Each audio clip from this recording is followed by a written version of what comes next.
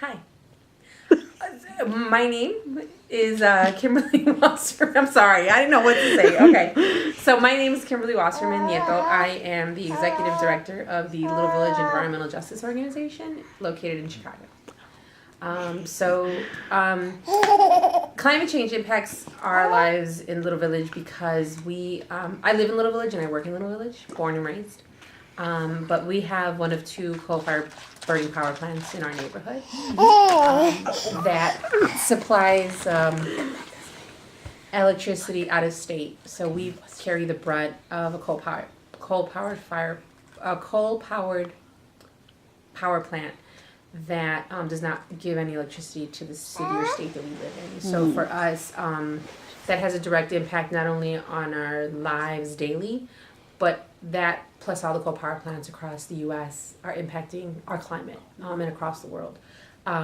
So climate change also impacts us because a lot of the legislation that's being moved forward is very anti-immigrant and very heavy on citizenship and residency. And many of our people are not legally here in this country, but do deserve the right to healthy air and a clean environment. So part of our work is also ensuring that whatever legislation does get pushed through protects the rights of all people, not just those who are here legally.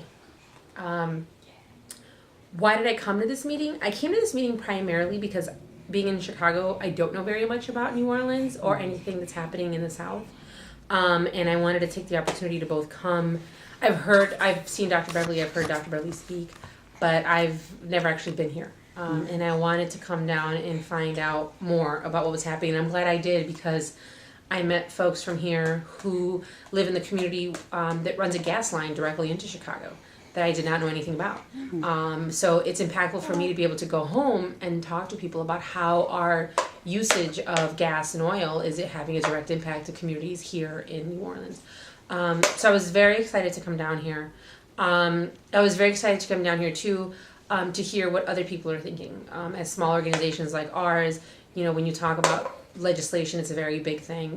We don't even have a fundraiser, much less do we have a person like a legislator.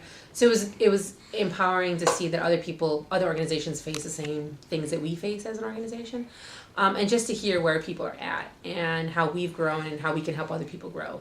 If they don't know what cap and trade is or they want to know more information about stuff, to know that we're a resource for other organizations, I think is very empowering.